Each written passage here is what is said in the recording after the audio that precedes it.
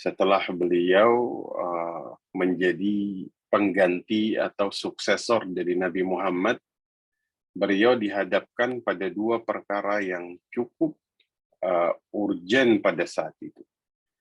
Satu, banyak yang ngaku-ngaku sebagai nabi palsu. Dua, banyak yang gak mau bayar zakat. Nah, akhirnya setelah dikumpulkan para sahabat, ya, beliau berdiskusi dengan para sahabat tentang apa kiranya jalan keluar atau solusi dari permasalahan-permasalahan ini, ya. Termasuk permasalahan yang berkaitan dengan zakat. Ya. Bapak Ibu bisa bayangkan teman-teman sekalian, ternyata saat itu mereka sepakat dengan satu solusi. Solusinya tuh cukup tegas, ya, cukup keras pada saat itu, yaitu diperangi. Nah, ini menunjukkan bahwa memang zakat ini seperti yang disampaikan oleh abang kita tadi, Pak Dewo, bahwa zakat itu disebutkan dengan intensitas yang cukup tinggi di dalam Al-Quran. Ya. Bahkan disandingkan dengan salat. Ya. Bahkan ini merupakan satu rangkaian yang tidak bisa ditinggalkan antara satu dengan yang lain. Ya. Kira-kira ada 3 perkara di dalam Al-Quran yang diturunkan, dia itu berpasangan, ya, sehingga tidak bisa dipisahkan antara satu dengan yang lain. Ya. Nah, di antaranya adalah salat dan zakat, ya, karena dalam berbagai penyebutan di dalam Al-Quran ini kita temukan wa aqimus salah wa atuz zakah. Ya, pasti Bapak Ibu juga sering menemukan penyebutan dua hal ini yang dilakukan secara berbarengan di dalam Al-Quran. Nah, saya akan share screen di sini pada Bapak Ibu sekalian agar bisa kemudian melihat nanti dari materi yang akan kita bahas. Nah, Bapak Ibu sekalian, share screen-nya sudah terlihat, Bapak Ibu sekalian? Apakah sudah muncul? Sudah, Ustaz. Alhamdulillah. Baik. Kita mulai dari definisi. Secara bahasa, zakat itu berarti taharah, suci, an-nama, berkembang. Jadi Bapak Ibu sekalian, cara menyucikan harta kita itu ya tidak lain adalah dengan cara zakat. Ya. Itu satu-satunya cara menyucikan harta kita. Jika ada keharaman-keharaman yang mungkin, ya, itu masuk tanpa kemudian disengaja, ya, bukan sesuatu yang disengaja, ya. Cara menyucikan harta haram yang kemudian banyak dilakukan di luar sana kan money laundering, ya. Tapi zakat adalah menyucikan harta yang memang dia pada dasarnya sudah suci. Kemudian zakat ini an-nama. An-nama ini berkembang. Jadi Bapak Ibu, tidak akan pernah seseorang mengeluarkan zakat, ya, di mana zakatnya ini kemudian mengurangi hartanya. Karena secara definisi saja, zakat ini artinya berkembang. Ya. Nah, sedangkan dalam terminologi syariat, zakat ini orang beribadah kepada Allah. Ya. Dia keluarkan bagian hartanya yang kemudian diberikan kepada kelompok atau orang-orang tertentu. Ya. Jadi memang kalau kita lihat, semua ibadah itu intinya adalah bagaimana kemudian nanti kita tuh mengingat Allah. Ya. Nah, memang dari mulai puasa, salat, ya, kadang-kadang kan Allah memberi kita kesibukan. Ya, kesibukan kita Allah wajibkan di antara kesibukan itu untuk sholat agar kita tetap ingat kepada Allah. Ya. Allah berikan kita kebaikan dalam harta, di situ Allah wajibkan zakat agar kita kemudian mengingat Allah dengan cara mengeluarkan zakat. Ya, Allah kasih kita musibah, agar di tengah musibah kita mengucapkan inna lillahi wa inna ilaihi raji'un, sehingga kita mengingat Allah.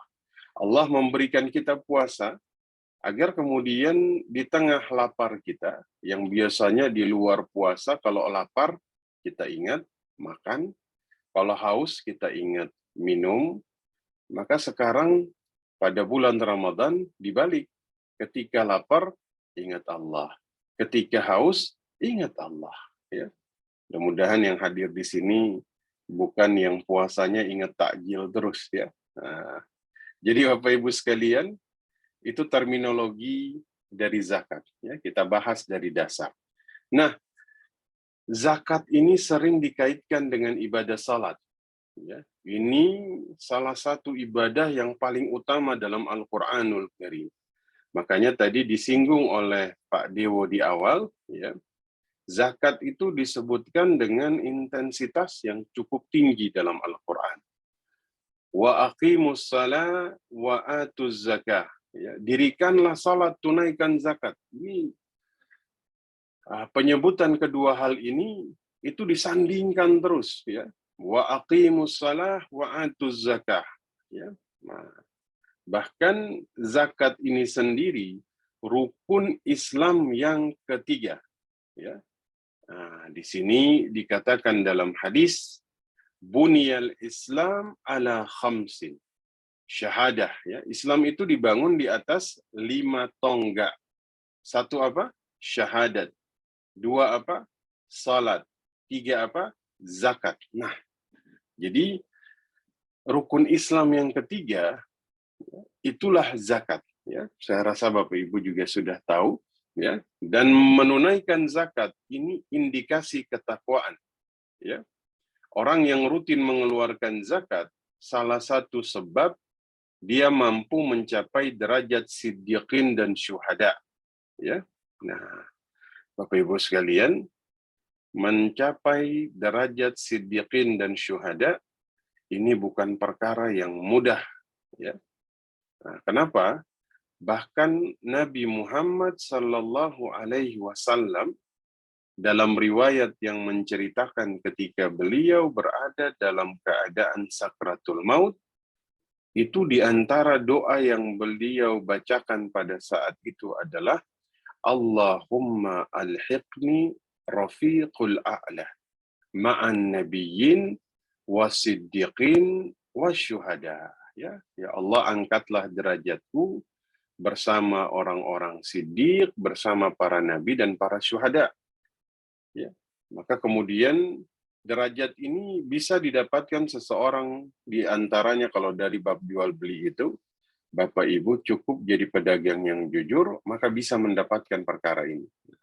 Bapak Ibu bayar zakat, maka bisa mencapai derajat ini. Ya.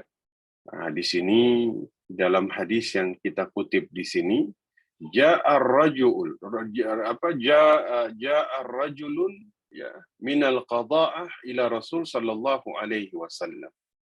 Faqala inni syahidtu an la ilaha illallah wa annaka rasulullah wa sallaitu salawatul khams. Ya, di sini dia datang kepada Nabi. Sesungguhnya aku bersaksi tiada yang berhak disembah selain Allah. Engkau utusan Allah. Saya salat 5 waktu. Saya puasa Ramadan. Saya qiyamul lail dan saya menunaikan zakat. Maka Rasul Shallallahu Alaihi Wasallam bersabda, barang siapa meninggal dalam keadaan melaksanakan hal-hal tersebut, maka dia termasuk siddiqin wasyuhada. Nah, ini menarik. Karena kalau kita lihat hadis ini, ya, dia tuh sistematis sekali. Saya salat, ya, kemudian saya bersaksi syahadat, ya, kemudian saya salat 5 waktu, saya puasa Ramadan, saya qiyamul lail di dalamnya. Kemudian dia sebutkan yang terakhir, dan saya zakat. Ya. Maka kita tuh sedang berada di dalam kondisi di mana 5 hal ini tuh sedang ada dalam diri kita, Bapak Ibu. Makanya kenapa Islam Madinah kemudian mengadakan kajian ini, ya, di antaranya termasuk agar Bapak Ibu sekalian bisa menyempurnakan 4 hal yang sudah disampaikan di dalam hadis ini, melengkapi dengan yang kelima yang disampaikan di sini, mengeluarkan zakat. Semoga Bapak Ibu dapat gelar siddiq dan syuhada di akhirat. Amin ya rabbal alamin. Kemudian di sini orang kalau ngeluarin zakat penuh kesadaran, ya, tanpa terbebani sama sekali. Dia akan merasakan halawatul iman, lezatnya keimanan. Ya, Masya Allah, lezatnya keimanan ini Bapak Ibu mengalahkan kelezatan apapun di atas muka bumi. Antum kalau sudah merasakan lezatnya iman, baca Quran, salat, itu sudah mengalahkan hal-hal yang lain. Ya, kenapa? Karena dia sudah merasakan ini. Ya, ada 3 hal apabila seseorang mengerjakan maka dia akan merasakan manisnya iman. Orang yang menyembah Allah, ya, dia mengetahui tiada sesembahan yang patut disembah kecuali Allah. Dia apa? Dia bayar zakat hartanya dengan senang hati. Ya, dari harta yang dia miliki dia keluarkan setiap tahun. Dia tidak memberikan hewan yang tua, yang kotor, sakit dan hina, tapi dia memberikan yang wajar. Karena sesungguhnya Allah meminta untuk memberikan yang terbaik. Nah, ini bisa kemudian merasakan kelezatan iman. Nah, Bapak Ibu, bisa dilihat di sini. Di sini kami mencoba untuk kemudian mapping tentang di mana posisi zakat dalam satu rangkaian sedekah, ya. Sedekah itu tidak melulu tentang material, ya. Sedekah itu terbagi 2. Ada yang material, ada yang non-material. Kalau non-material itu banyak, ya. Tabassumuka fi wajhi akhik sedekah. Di saat engkau tersenyum kepada saudaramu, itu sedekah. Kalimatut thayyib sedekah. Ya. Mengucapkan kalimat yang baik kepada orang lain itu sedekah. Lagi jalan ketemu paku di jalan diangkat sedekah. Ya, itu sedekah yang non material, ya. Nah, yang material yang sifatnya harta itu juga terbagi menjadi 2. Ada yang sunnah, ada yang wajib. Yang sunnah ini banyak sekali. Ada infak, ada hibah, ada hadiah, wakaf, ya, wasiat dan lain-lain. Kalau wajib ada zakat, ada warisan, ada nazar. Maka Bapak Ibu, kita menemukan secara konstruksi sedekah, berarti zakat ini sedekah yang sifatnya material, ya, kemudian dia wajib. Ya, kalau wajib itu berarti harus ditunaikan. Jadi kalau Bapak Ibu punya harta, nggak mau hibah, ya tafadhal, itu harta Bapak Ibu. Ya, Bapak Ibu nggak infak, silahkan. Ya, cuman dilabeli dengan bakhil. Ya, kalau sudah bakhil ya dijauhi sama malaikat, dijauhi sama manusia. Ya, tapi kalau Bapak Ibu punya harta, sudah masuk rukun syarat wajib zakat, maka ini tidak bisa tidak dikeluarkan karena hukumnya wajib. Ya, ini hanya potensi zakat yang saya inginkan saja. Nah, kita langsung. Ancaman. Ini wajib disampaikan agar kita tuh kemudian tidak main-main tentang urusan zakat ini, ya. Nah, karena ancaman bagi orang yang tidak mau berzakat ini cukup serius di dalam Al-Qur'anul Karim, ya. وَلَا يَحْسَبَنَّ الَّذِينَ يَبْخَلُونَ بِمَا آتَاهُمُ اللَّهُ مِنْ فَضْلِهِ هُوَ خَيْرًا لَهُمْ بَلْ هُوَ شَرٌّ لَهُمْ سَيُطَوِّقُونَ مَا بَخِلُوا بِهِ يَوْمَ الْقِيَامَةِ وَلِلَّهِ مِيرَثُ السَّمَاوَاتِ وَالْأَرْضِ وَاللَّهُ بِمَا تَعْمَلُونَ خَبِيرٌ. Nah, sekali-kali janganlah orang yang bakhil, orang yang kikir dengan hartanya, yang Allah berikan kepada mereka dari karunia-Nya, mereka menyangka bahwa, ya, kebakhilan mereka itu baik bagi mereka. Sebenarnya kebakhilan itu adalah hal yang sangat buruk bagi mereka. Bahkan harta yang mereka bakhilkan, ya, mereka nggak mau keluarkan zakatnya. akan dikalungkan di lehernya pada hari kiamat. Dan kepunyaan Allah lah segala warisan yang ada di langit dan di bumi. Allah mengetahui apa yang kamu kerjakan. Al-Imran 180. Saya rasa ini ayat cukup kemudian menakutkan ya, ketika seseorang dikalungkan hartanya di lehernya. Ya. Bahkan saya yakin Bapak Ibu atau Ibu-ibu yang punya kalung emas, ya, misalnya ada 500 gram, nggak bakalan mau kalau semuanya dikalungkan di lehernya. Ini bagaimana kita bayangin semua hartanya dikalungkan di lehernya. Waliyadzubillahi min dzalik. Al-Hafiz Ibnu Katsir mengatakan, jangan sekali-kali orang bakhil itu dia mengumpulkan harta, dia merasa bahwa mengumpulkan harta itu bermanfaat. Ya, justru maksudnya dia nggak mau ngeluarin zakat. Dia merasa bahwa nanti hartanya bertambah dan bawa manfaat bagi dia. Bahkan beliau bilang itu hal yang membahayakan dalam urusan agama, bahkan urusan dunianya. Ya. Nah, ini kata beliau mengutip kepada Al-Imran 180, itu akan dikalungkan di leher mereka kelak di hari kiamat. Waliyadzubillah. Ya, bahkan dalam hadis disampaikan, harta yang tidak dikeluarkan zakatnya ini dirubah oleh Allah Subhanahu wa taala menjadi seekor ular jantan yang beracun, menggigit dan memakan pemiliknya. Ya. Ini dari Abi Hurairah radhiyallahu an, qala Rasul sallallahu alaihi wasallam, man atahallahu malan falam yuaddi zakatahu مثل له يوم القيامة شجاعا أقرأ له زبيبتان يطوقه يوم القيامة ثم يأخذ بلحز متيه يعني شدقيه ثم يقول أنا مالك أنا كنزك ثم تلا لا يحسبن الذين يبخلون إلى آخر آية. Ya, jadi harta yang tidak dikeluarkan akan dirubah menjadi seekor ular, ya, akan dikalungkan di lehernya, kemudian akan memakan orang tersebut, digigit, kemudian dia bilang, saya hartamu yang dulu kamu simpan, kemudian tidak kamu keluarkan zakatnya. Waliyadzubillahi min dzalik. Bapak Ibu sekalian, ini hal yang sangat luar biasa. Ya, At-Taubah 34-35 ini juga ancaman ya. Di sini saya mengutip ancaman-ancaman, bahkan dihukumi sebagai orang yang kafir murtad karena dia mengingkari kewajiban. Dia mendustakan Allah dan Rasul-Nya.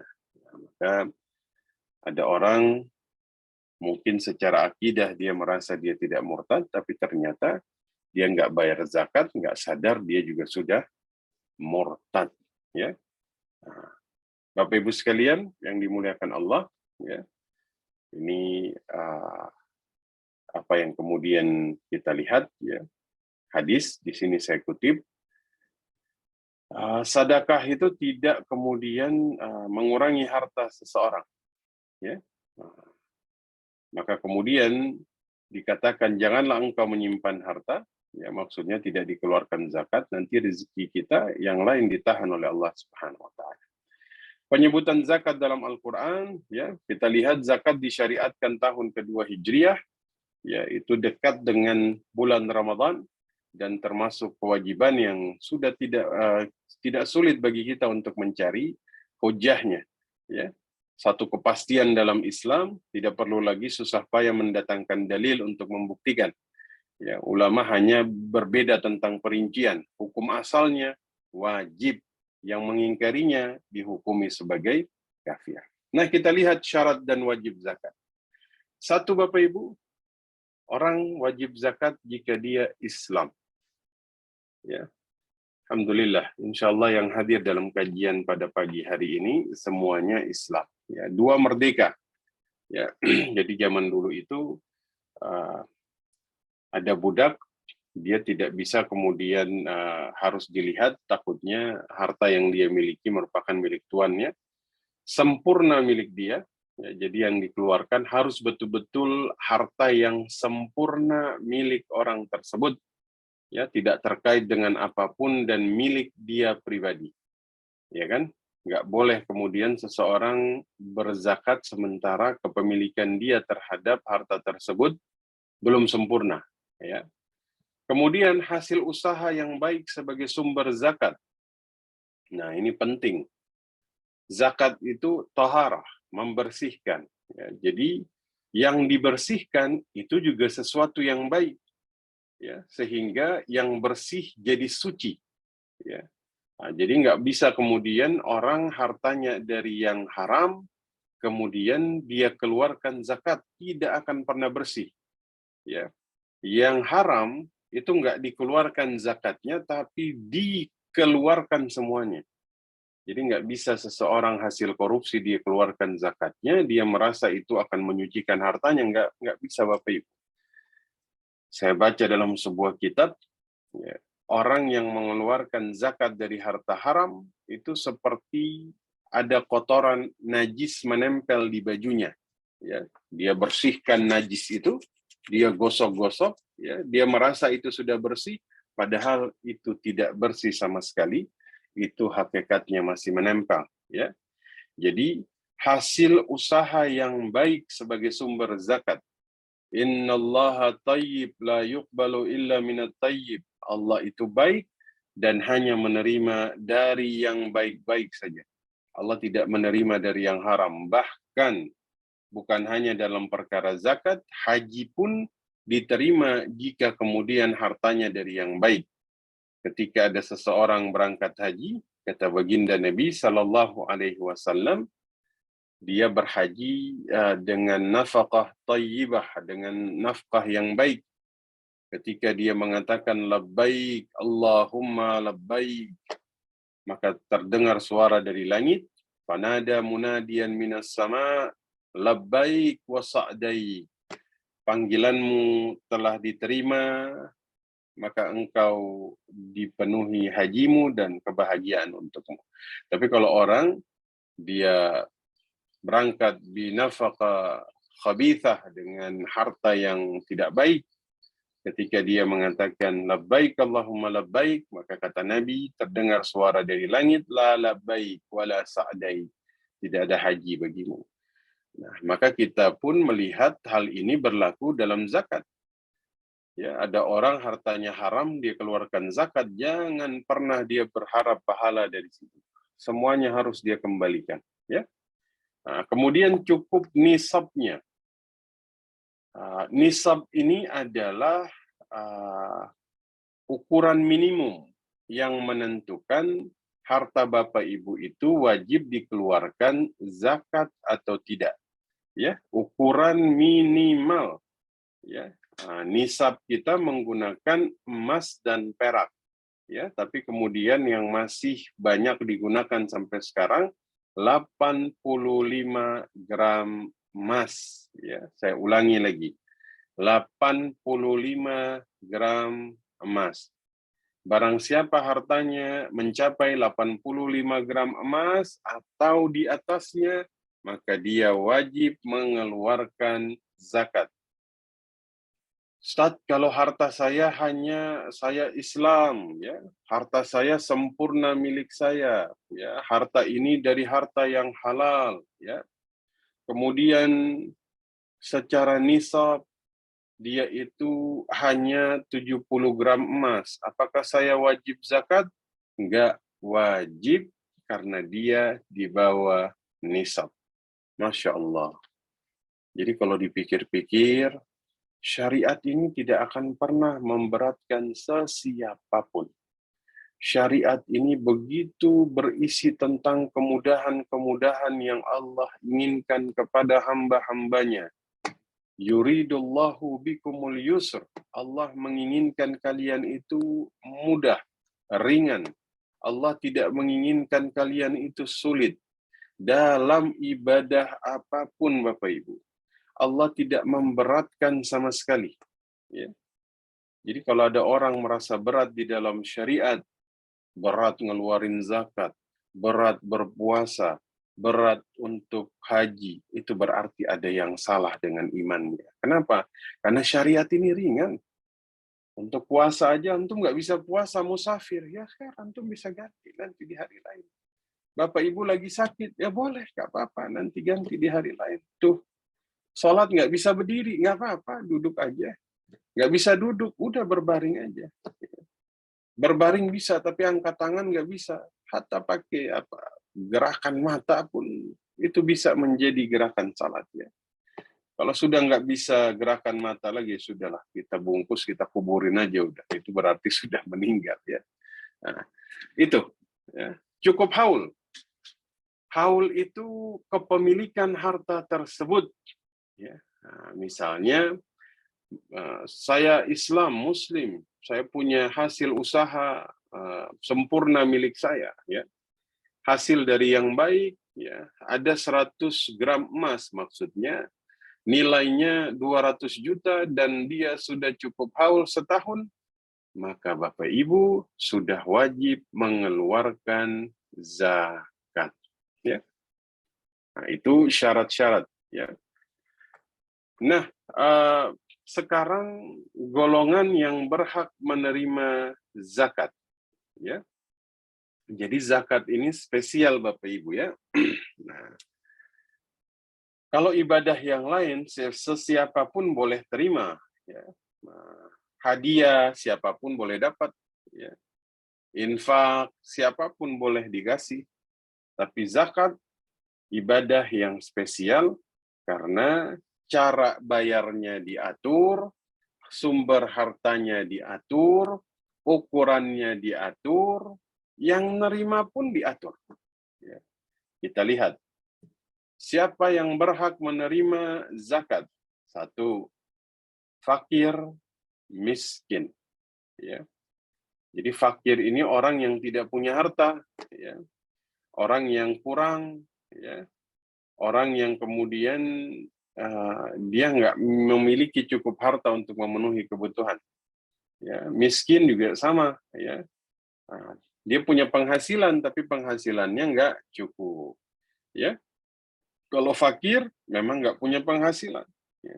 Miskin punya penghasilan tapi nggak cukup.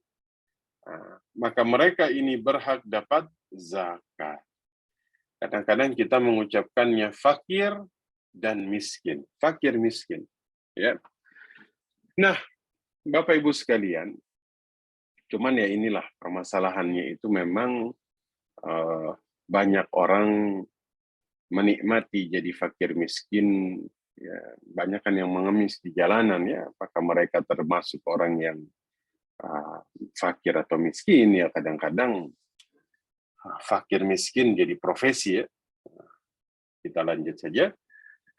Amil zakat. Nah, amil zakat ini orang yang diangkat untuk kemudian memungut zakat. Ya, dia ambil, ya, kemudian dia kelola, kemudian dia distribusi. Dia ambil, dia distribusi, diatur. Nah, ini wajib dapat zakat walaupun dia orang kaya. Ya. Dia tetap dapat zakat. Namanya amil zakat. Ya. Dr. Irwan?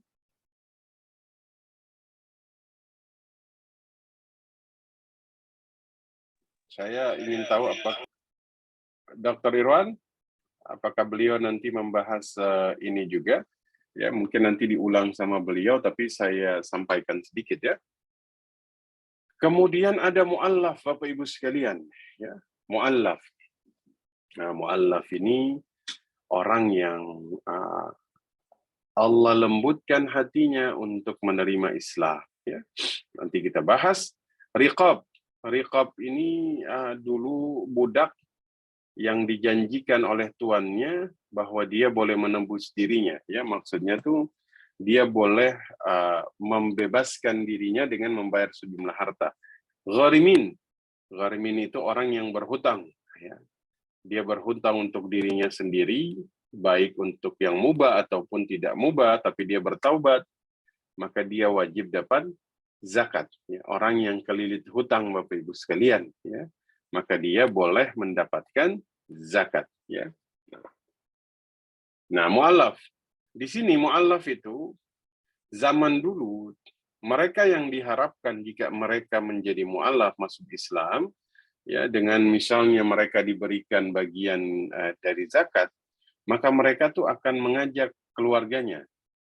Imam Ahmad meriwayatkan satu hadis sahih dari Anas bin Malik radhiyallahu anhu, dulu Rasulullah Shallallahu Alaihi Wasallam selalu memberi setiap kali beliau diminta. Ya, sehingga suatu saat datanglah seseorang kepada Nabi Muhammad meminta sesuatu. Rasulullah memerintahkan sahabat untuk memberikan kambing yang banyak dari harta zakat.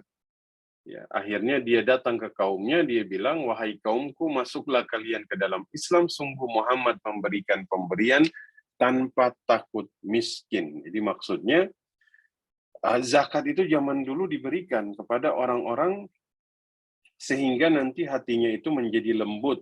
Nah, ini boleh, ya. Atau misalnya, mereka yang dikhawatirkan, ya ada orang yang mereka bisa memberikan keburukan atau gangguan kepada muslim. Ya, kalau kita kasih, maka ini bisa mencegah dia untuk mengganggu kaum muslimin.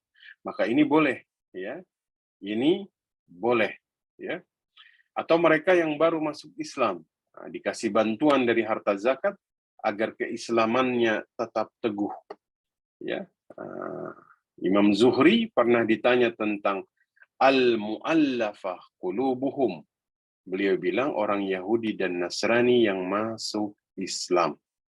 Ataupun mu'allaf di sini bisa tokoh dan pemimpin suatu kaum yang punya pengaruh besar. Ya, ini pemimpin non-muslim, bukan muslim, ya. Pengaruh besar terhadap keislaman, ya, kolega-kolega mereka yang masih kafir misalnya. Ini dikasih zakat agar kemudian nanti memberikan efek kepada kaumnya. Nah, ya, mu'allaf yang kaya, boleh nggak dia dapat harta zakat?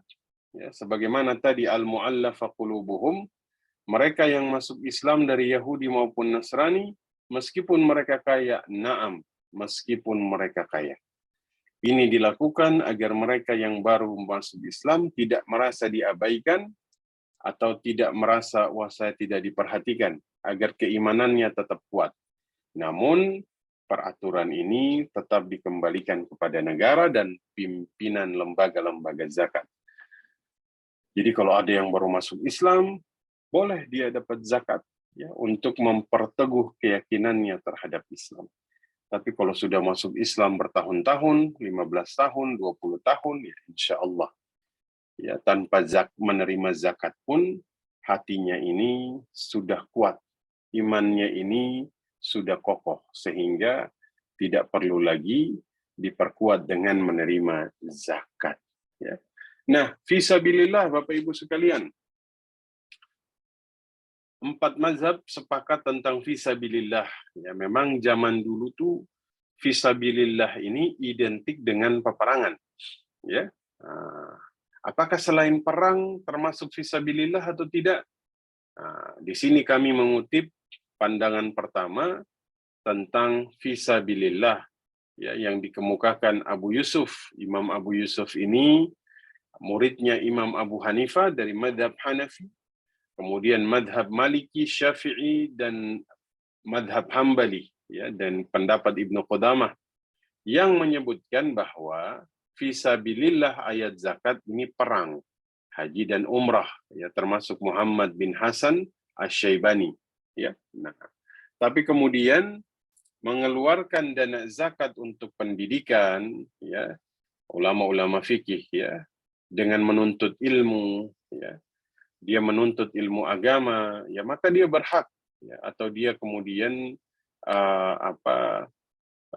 mendakwahkan Islam, maka dia fisabilillah, dia bisa menerima zakat. Bahkan MUI, Majelis Ulama Indonesia, pun pernah mengeluarkan fatwa yang menyebutkan bahwa mengeluarkan zakat untuk beasiswa pendidikan itu sah karena termasuk fisabilillah. Kemudian apalagi Ibnu Sabil, orang yang dalam perjalanan yang halal, mereka butuh bantuan ongkos, nah ini boleh menerima zakat, ya. Nah, tadi di awal kami sampaikan kepemilikan sempurna, ya, berarti syarat zakat mal, zakat itu diperoleh dengan halal. korupsi tidak wajib zakat, dikembalikan seluruhnya. Ya. Apakah piutang itu kena zakat? Nah, piutang ini dirinci menjadi dua oleh Imam Syafi'i. Piutang yang diharapkan bisa dilunasi. Ya, kita kasih hutang kepada orang yang punya kemampuan untuk mengembalikan. Maka piutang seperti ini kena zakat. Ya, jelas Bapak Ibu ya. Nah, tapi ada piutang yang sulit, piutang keras kalau kata Imam Syafi'i. Ustadz, saya ngutangin orang 100 juta, ya, tapi nggak dikembalikan. Lama nggak dibalikin. Nah, ini tidak wajib zakat. Kenapa? Karena piutangnya termasuk keras. Ya. Tapi kalau misalnya, Ustadz, saya punya uang 100 juta, tapi saya punya piutang di luar sana 100 juta, dan orangnya ini punya kemampuan untuk mengembalikan. Berapa zakat yang harus saya keluarkan? Maka 100 juta di tangan Bapak Ibu, tambah piutang 100 juta, jadilah 200 juta. Zakatnya 200 juta kali 2,5%. Tapi kalau misalnya, Ustadz, saya punya uang 100 juta, ya, saya juga punya piutang 50 juta, tapi nggak dibayar-bayar. Maka yang dikeluarkan cukup 100 juta yang di tangan kita saja, karena yang 50 juta ini masuknya piutang keras. Ya. Hartanya juga harta yang berkembang, harta yang produktif. Ya. Laisa ala muslim sadaqatun fi abdihi wala firashihi. Jadi kalau Bapak Ibu misalnya, Ustadz saya punya rumah ada 5, apakah kena zakat? Enggak kena. Ya. Karena itu mobil, saya punya mobil ada 10 kena zakat? Enggak kena. Ya. Kenapa? Karena itu harta yang kemudian milik kita yang tidak kemudian kita gunakan untuk hal yang lain. Tapi kalau Bapak Ibu punya mobil ada 10, mobilnya ini mobil untuk didagangkan, maka kena zakat. Namanya zakat perdagangan. Ya, nanti akan dijelaskan lebih lanjut tentang jenis-jenis zakat sama Dr. Irwan Maulana. Ya, tadi mencapai nisab sudah saya sampaikan, ya, melebihi kebutuhan pokok. Ya, jadi kebutuhan pokok dipenuhi dulu, sisanya baru kena zakat. Ya, kemudian haul, saya lupa tadi, haul adalah masa waktu kepemilikan kita terhadap harta tersebut. Ya, haulnya itu 1 tahun, tapi ingat pakai bulan Hijriah. Kalau tidak pakai Hijriah, maka bukan 2,5%, tapi ada sedikit kelebihan di situ. Ya, nah, itu Bapak Ibu sekalian yang bisa saya sampaikan pada bagian pertama ini. Ya, saya ingatkan, zakat jika Bapak Ibu sudah sampai pada tingkat kewajiban Islam, ya, kepemilikan sempurna, nisabnya sudah cukup, haulnya sudah cukup, semuanya sudah tercukupi, berarti disinilah saat di mana Bapak Ibu tuh sudah memegang harta orang lain. Ya. Harta siapa? Harta mustahik, harta fakir miskin, harta fisabilillah, harta gharimin, harta ibnu sabil, itu di tangan Bapak Ibu. Bayangkan. Ya. Bapak Ibu seperti sedang memegang harta orang lain yang harus cepat-cepat dikeluarkan. Ya. Jika tidak dikeluarkan, maka Bapak Ibu ibarat seseorang yang memegang harta orang lain yang bukan milik Bapak Ibu lagi. Itu hakikatnya. Orang sudah wajib zakat, pada titik itu dia seperti sedang megang harta orang lain. Harta siapa? Harta mustahik zakat yang harus sesegera mungkin dia keluarkan. Tidak boleh tidak dia keluarkan. Baik, Bapak Ibu sekalian, saya kira di bagian yang pertama ini itu yang bisa kami sampaikan. Saya kembalikan lagi kepada Abang Da, Mas Dewo. Silahkan. Baik Ustadz, jazakallahu khair. Bapak Ibu, sebelum lanjut kepada sesi yang kedua, izinkan saya menyampaikan bahwa kajian ini merupakan kajian yang diadakan oleh Islam Madinah. Islam Madinah sendiri menyediakan jasa konsultasi bimbingan waris, zakat, dan ekonomi syariah lain. Insya Allah akan saya sebutkan nomor adminnya melalui chat, karena sudah ada beberapa sahabat kita yang berkonsultasi, terutama pada urusan waris yang cukup rumit. Insya Allah kami menyediakan jasa bagi Bapak Ibu yang memiliki permasalahan dengan keluarga mengenai hal ini. Demikian yang saya ingin sampaikan. Baik, kita lanjutkan kepada sesi yang kedua. Kita lanjutkan kepada Ustadz Dr. Irwan Maulana.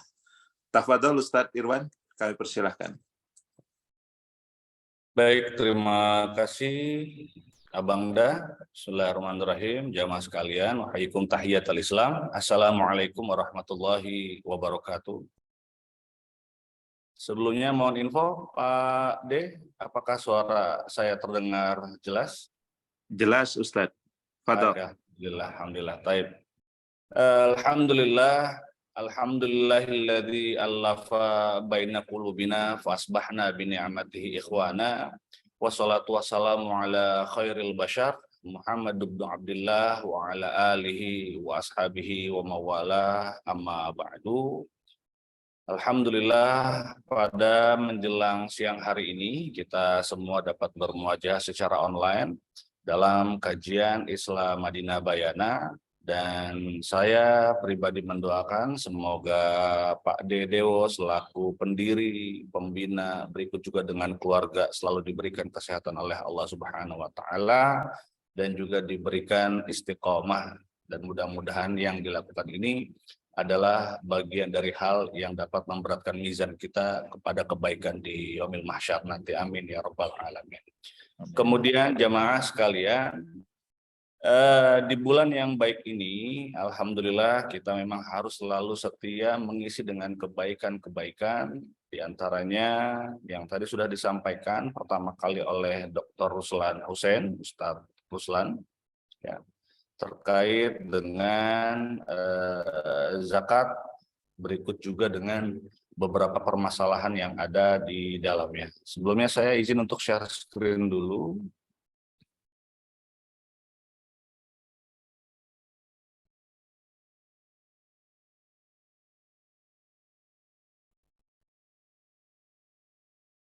Oke, apakah sudah terlihat?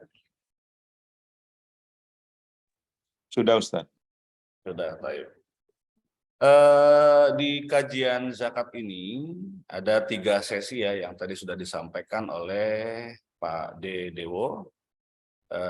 Satu tadi sudah disampaikan oleh Ustadz Dr. Ruslan, kemudian akan saya sampaikan selanjutnya yaitu dari jenis-jenis zakat itu sendiri, dan di pekan depan akan juga diisi oleh Ustadz Muhammad Nurul Alim untuk diskusi lebih lanjut terkait dengan akuntansi zakat itu sendiri. Baik, bismillahirrahmanirrahim. Secara pembahasan tadi sudah ada beberapa yang bersinggungan dan telah disampaikan oleh Ustadz Ruslan, baik dari definisi, kemudian syarat, rukun, dan kita langsung saja masuk kepada macam-macam zakat dan juga penerimanya seperti itu. Di dalam surat At-Taubah ayat 103 yang tadi juga telah disampaikan sekilas oleh Ustadz Ruslan, kalimat perintah tentang zakat di sini diawali dengan kata-kata khudh, ya, yang artinya adalah ambillah. Khudh min amwalihim shadaqatan tutahhiruhum wa tuzakkihim biha wa shalli alaihim. Nah, kata-kata ambil di sini merupakan kalimat perintah yang memang menjadi sebuah titik berat kepada pemerintah untuk mengelola bagaimana zakat ini harus dilembagakan dan memberikan output yang maksimal untuk kemaslahatan umat itu sendiri. Sekarang ketika berbicara zakat, ada hal yang menarik di sini, di mana Allah Subhanahu wa taala di dalam surat Ar-Rum ayat 39, Allah menyandingkan zakat dengan riba.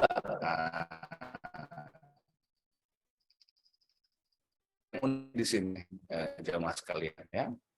Allah Subhanahu wa taala dalam surat Ar-Rum ayat 39 ini menyandingkan antara riba dengan zakat atau zakat dengan riba.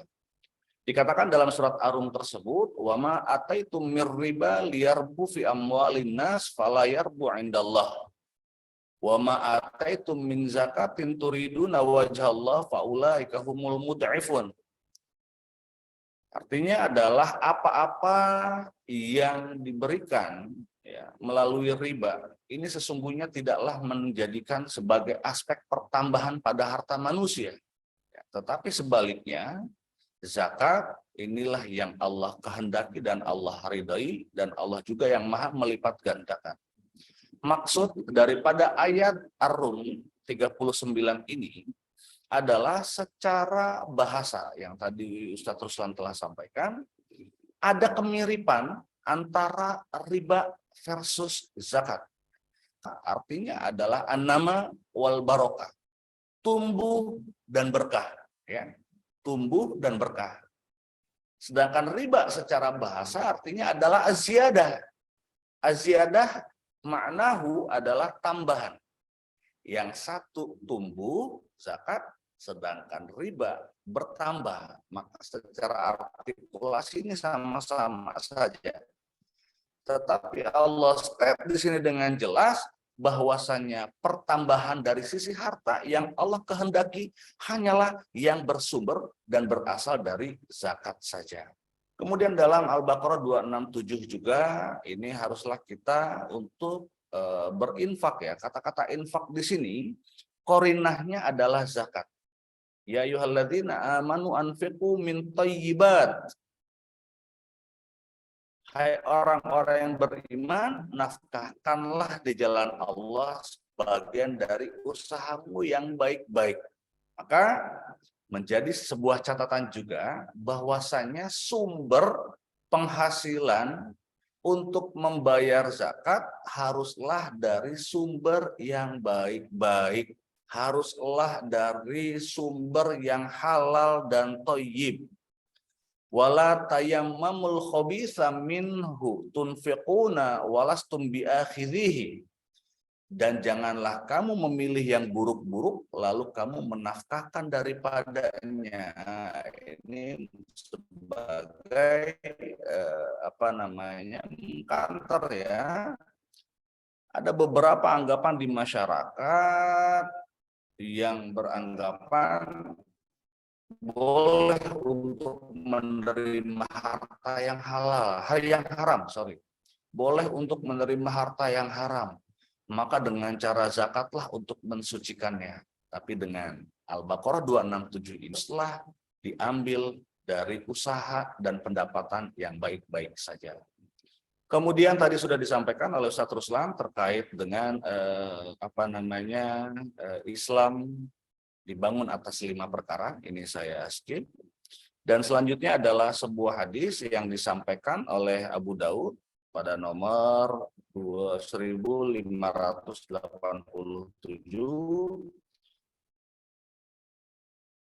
di mana Nabi Shallallahu Alaihi Wasallam bersabda, "Fa inna Rasulullah kana ya'muruna an nukhrija shadaqah minal ladzi nu'iddu lil bai'i." Ini adalah sebuah dalil yang menunjukkan kewajiban untuk mengeluarkan zakat dari aspek atau dari hasil perdagangan, perniagaan, dan urusan bisnis lainnya. Ya. Di mana Nabi Shallallahu Alaihi Wasallam memerintahkan kami untuk mengeluarkan sedekah atau zakat dari barang yang kami sediakan untuk perniagaan. Bapak dan Ibu sekalian, dalam terminologi fikih, ya, bahwasannya zakat juga kadang disebut dengan sodakoh. Jadi terminologi sodakoh ini ada 2. Pertama adalah yang disebut dengan sodakoh wajibah. Sodakoh wajibah artinya adalah zakat. Sedangkan yang kedua adalah sodakoh nafilah, yaitu sodakoh secara terminologi sedekah yang kita pahami bersama-sama. Kemudian untuk selanjutnya yaitu definisi tadi sudah disampaikan oleh Ustadz Ruslan juga.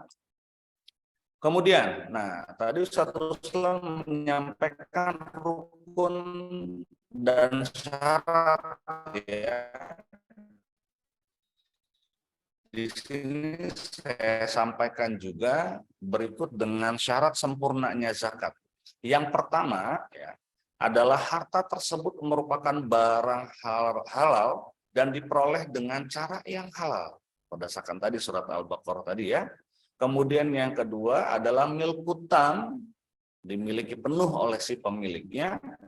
Kemudian yang ketiga, harta tersebut merupakan harta yang dapat berkembang.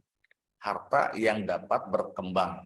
Karena sesungguhnya ketika kita mengeluarkan zakat, sedekah, infak, yang ada malah melipat gandakan daripada pengeluaran kita dari aspek zakat, infak, sedekah tadi. Kemudian yang keempat adalah nisab, sesuai dengan jenis hartanya. Nisab adalah batasan ya, atau minimal yang dapat dikeluarkan zakatnya. Kemudian yang kelima adalah haul. Haul adalah 1 tahun. Maka dari itu jamaah sekalian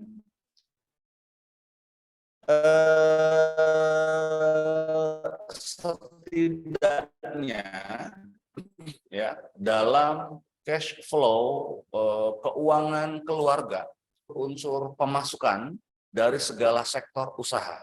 Jadi kadangkala ketika misalkan di bulan Januari 2022 mendapatkan rezeki dari urusan A, maka konsekuensinya adalah pada bulan Januari di tahun 2023 sudah harus terkena zakat apabila mencapai nisab karena haulnya sudah masuk. Kemudian pada bulan Februarinya misalkan, pada bulan Februarinya lagi mendapatkan, pada bulan Februari tahun depannya sudah juga termasuk kepada hitungan zakatnya. Jadi setidaknya harus memiliki catatan ya, cash flow keuangan keluarga agar kita tidak salah dalam menghitung zakat, agar kita tidak salah juga dalam mengeluarkan zakat itu sendiri. Kemudian yang keenam, yaitu tadi sudah disampaikan juga oleh Ustadz Ruslan, bahwa pemilik harta tidak mempunyai hutang jangka pendek yang harus dilunasi. Ketika masalah hutang ini menjadi penghalang zakat atau menjadi mani'uz zakat ya, nah nanti kita bisa bahas lebih lanjut lewat pertanyaan seperti itu. Tapi ada yang tidak memerlukan unsur haul di dalam mengeluarkan zakat. Apa saja ya unsur haul ataupun tidak harus menunggu 1 tahun ada, yaitu kepada ranah zakat pertanian atau zakat perkebunan dan juga zakat kehutanan, kemudian perikanan, serta pendapatan dan jasa atau sekarang orang bahasanya menyebut dengan zakat penghasilan atau zakat profesi. Serta kemudian adalah zakat rikas. Apa itu rikas? Zakat rikas adalah zakat barang temuan. Ya, nanti kita akan memperdalam dan memperjelas satu persatu. Baik jamaah sekalian, secara keseluruhan ya atau secara umum zakat ini dibagi menjadi 2. Yang pertama yaitu zakat fitrah dan yang kedua adalah zakat mal. Dan nanti yang akan kita perdalam lebih lanjut adalah dari unsur zakat mal, berikut juga dengan sistematikanya, berikut juga dengan pembagiannya, nisabnya, dan juga syarat dan ketentuan lainnya. Untuk zakat fitrah itu sendiri, ya. Untuk zakat fitrah merupakan zakat yang diwajibkan atas setiap jiwa baik laki-laki dan perempuan muslim yang dilakukan pada bulan Ramadan. Kali ini kita juga bertepatan pada bulan Ramadan tahun 1444 Hijriah, maka kewajiban kita juga harus mengeluarkan zakat fitrah pada bulan Ramadan ini. Nah, besaran zakat itu atau zakat fitrah itu sendiri setara dengan 3, liter makanan pokok atau setara 2,7 kg makanan pokok yang ada di daerah bersangkutan. Kalau kita di Indonesia, mayoritasnya adalah makan menggunakan nasi, di mana nasi dimasak dari beras, maka unsur beras tersebutlah yang dijadikan objek untuk pembayaran zakat fitrah. Kemudian yang selanjutnya adalah zakat mal. Mal artinya adalah harta. Setiap harta yang masuk ke dalam pendapatan kita, kemudian kita konsumsikan untuk diri dan keluarga kita, itu semuanya adalah pendapatan yang juga harus dikeluarkan unsur zakat. Baik jenis hartanya yang secara zat maupun secara substansi, kemudian pendapatan atau perolehannya tidak bertentangan dengan ketentuan agama. Zakat ini wajib dikeluarkan sesuai dengan nisab dan haulnya. Waktu zakat pengeluarannya ini tidak dibatasi, jadi bisa dikeluarkan sepanjang tahun ketika syarat zakat terpenuhi, ya. Karena ada banyak beberapa keluarga muslim yang melakukan closing tahunannya itu di setiap bulan Ramadan. Jadi dalam bulan Ramadan itu dia kalkulasi semua pendapatan dia untuk dia ambil zakatnya dan dikeluarkan pada bulan Ramadan. Sesungguhnya boleh-boleh saja, tetapi yang menjadi catatan adalah bahwasanya mengeluarkan zakat ini bisa dilakukan sepanjang tahun. Zakat mal ya, seperti itu. Baik jamaah sekalian, untuk selanjutnya adalah macam-macam zakat. Macam-macam zakat di sini saya membaginya beberapa poin. Memang ada yang masuk kepada ranah khilafiyah, tetapi saya dan beserta tim Islam Madinah Bayana ini sepakat untuk kita coba untuk menyisir dari hal yang paling simpel, dari pemahaman yang betul-betul komprehensif terkait dengan zakat itu sendiri. Yang pertama adalah zakat emas, perak, dan logam mulia lainnya. Ya, ketika sudah cukup nisabnya, yaitu kalau emas adalah seberat 85 gram. 85 gram emas atau setara daripada 85 gram ini emas itu sendiri. Sedangkan kalau perak atau fiddah ya, yaitu ketika memiliki nisabnya adalah minimal dengan memiliki perak sebanyak 595 gram perak. Wallahu a'lam bishawab. Maka perhitungannya adalah diambil sebanyak 2,5% daripada nilai emas ataupun nilai perak dan juga nilai logam mulia lainnya. Kemudian yang kedua adalah zakat atas uang, ya. Zakat atas uang atau fresh money dan juga surat berharga lainnya yang setara dengan uang itu sendiri. Seperti misalkan memiliki portofolio saham, ya, memiliki saham. Kemudian lagi memiliki bagian dari uang, seperti itu. Maka zakat kedua merupakan zakat yang dikenakan atas uang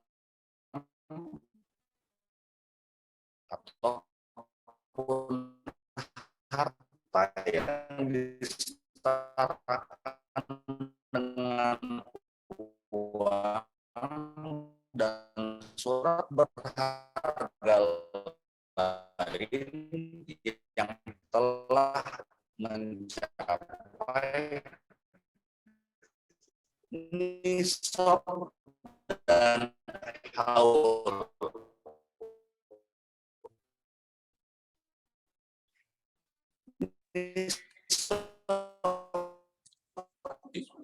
Izin Ustadz, suara Ustadz Irwan terputus-putus.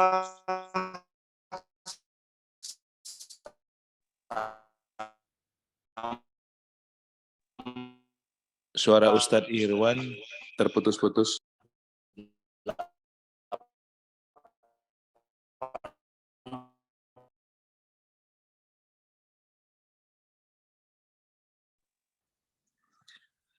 Mohon maaf Bapak Ibu, karena suara Ustadz masih terputus-putus. Sebentar kita sedang perbaiki.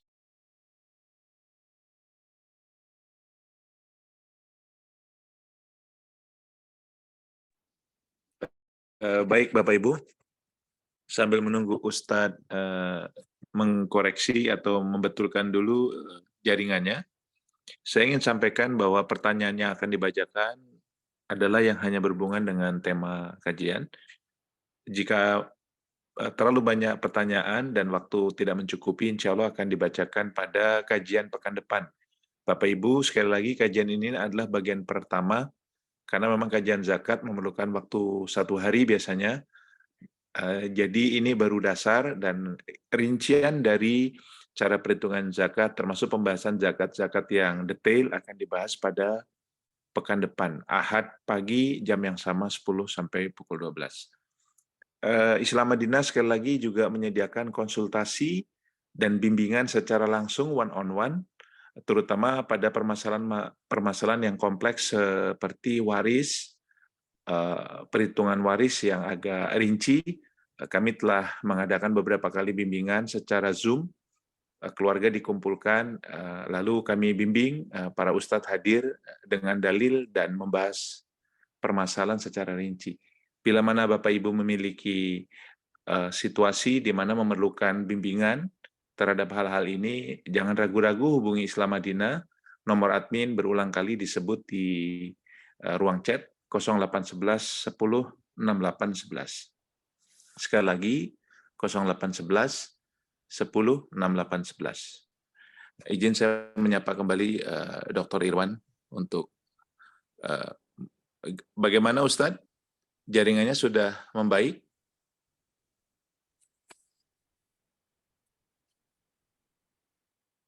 Baik, silakan Ustadz. Ya, Pak De, mohon maaf. Ya, koneksi tidak stabil. Alhamdulillah ini saya rubah ke tethering, jadi pakai koneksi HP karena tadi pakai WiFi kurang. Baik, saya izin melanjutkan dan mohon maaf jamaah sekalian atas ketidaknyamanannya. Baik, yang ketiga adalah zakat terkait dengan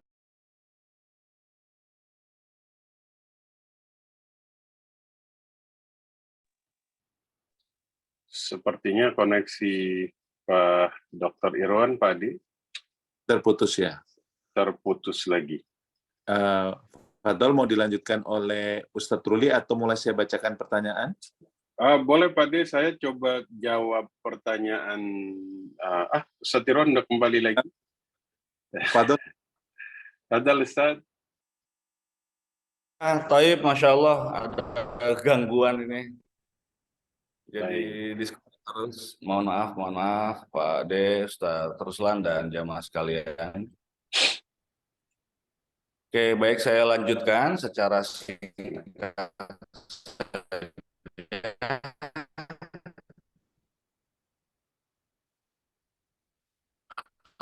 Mungkin saya matikan ini ya video ya biar lebih rendah resolusi terkait dengan konektivitas. Oke.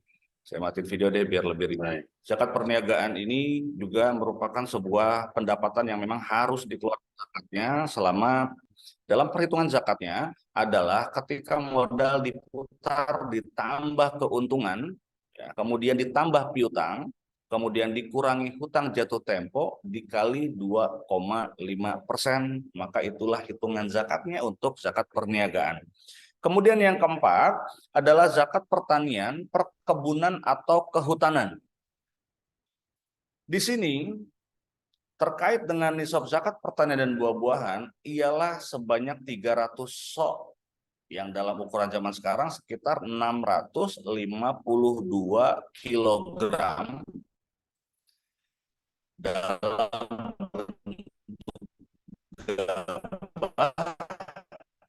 atau setara 524 zakatnya yang wajib dikeluarkan. Nah, ini berdasarkan dua hal. Tadi saya sepintas melihat ada sebuah pertanyaan, ada yang memiliki atau ada yang mengelola kebun, ya.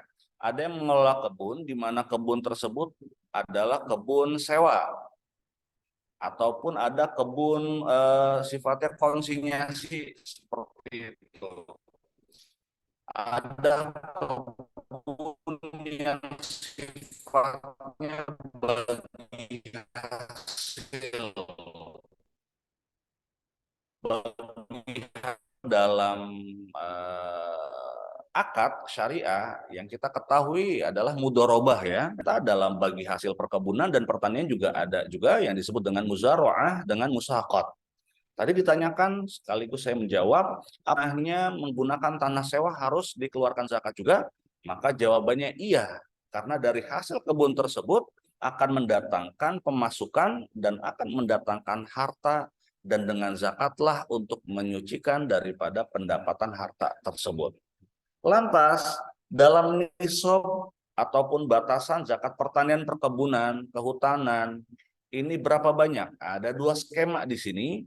Yang pertama adalah berdasarkan sebuah hadis yang disebutkan fima sakotis sama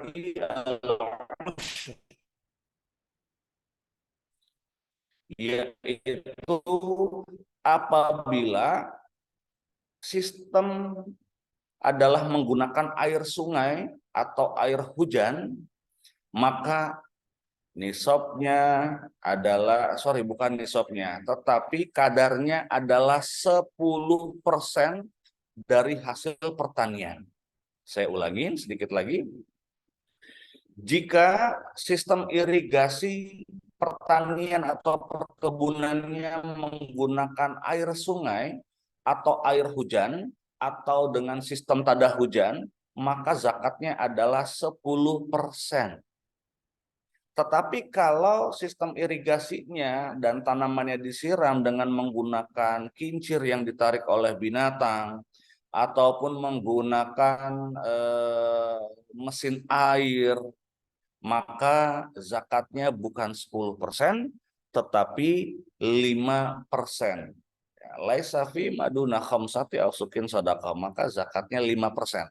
Jadi yang disebabkan perbedaan ini adalah dari perbedaan sistem irigasi dan drainase pertanian dan perkebunan tersebut. Jadi tidak menyangkut apakah tanahnya hasil sewa ataukah bagi hasil dan seterusnya. Yang selanjutnya jamaah sekalian, yaitu zakat peternakan dan perikanan. Untuk zakat peternakan, bahwasanya seluruh ulama sepakat binatang yang wajib dikeluarkan zakatnya adalah unta, sapi, kerbau, ya, dan seterusnya. Termasuk juga domba, kambing, biri-biri. Nah, untuk kambing, biri-biri ataupun domba, yaitu nisabnya ketika memiliki 40 ekor sampai 120 ekor, maka kadar zakatnya adalah 1 ekor kambing atau domba yang berumur 1 tahun.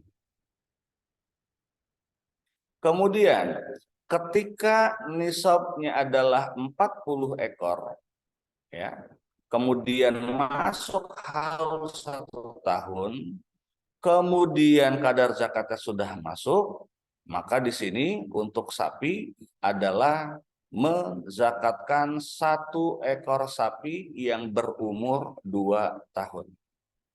Nah, selanjutnya setiap bertambah 30 ekor, maka zakatnya bertambah 1 ekor yang 1 tahun. Dan ketika bertambahnya 40 ekor, maka zakatnya tambah 1 ekor untuk yang umur 2 tahun. Ya. Umur 2 tahun ini adalah umur hewan yang dikeluarkan zakatnya, seperti itu. Selanjutnya yang keenam adalah zakat pertambangan. Zakat pertambangan di sini jumlah yang wajib dikeluarkan dalam zakat ini adalah sebesar 2,5% setelah diperhitungkan pendapatnya dikurangi biaya-biaya real operasional yang dipergunakan untuk mengeksplor dan mendapatkan hasilnya.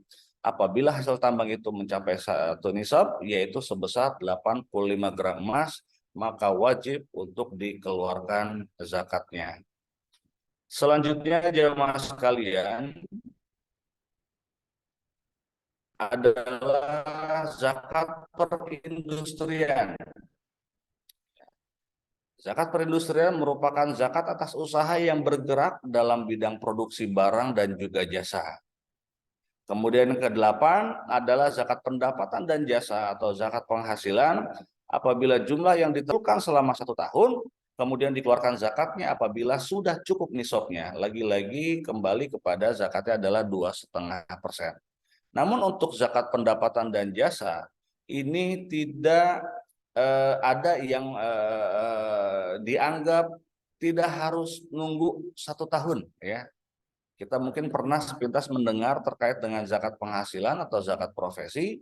Jadi ketika seseorang memiliki profesi, katakanlah sebagai pilot, katakanlah sebagai arsitek.